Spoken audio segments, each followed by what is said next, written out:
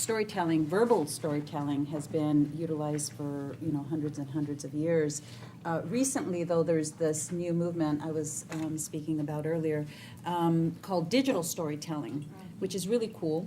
And we're hoping that we can implement that, particularly on the res. So we have the Tohono O'odham and we have Pasquayaki, but we also have a lot of, it's sort of a melting pot of Native people from throughout Arizona and other places because of the U of A.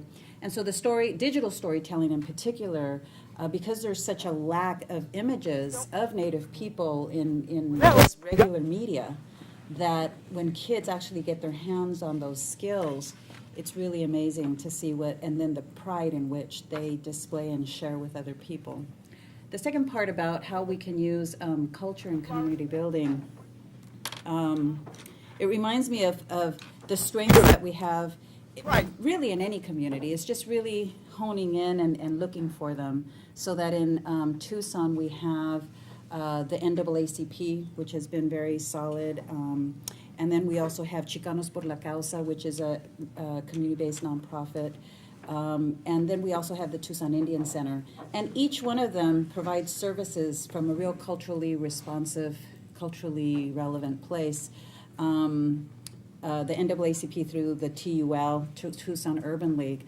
But what happens, though, that I find interesting is that mainstream institutions, government folk, have a hard time really letting go and giving some of that power, some of their resources, in order for these community-based organizations to take on doing what for the juvenile justice system would be those alternatives. And so that's been sort of the struggle, and yet I think it's the key, frankly, to a lot of our kids is being, they already exist. These are community-based organizations that have done their homework. They're in the communities where these kids live. And so I want to advocate strongly that we utilize those strengths, those cultural strengths that already exist in our communities, and tweak them to be able to respond to this population of youth.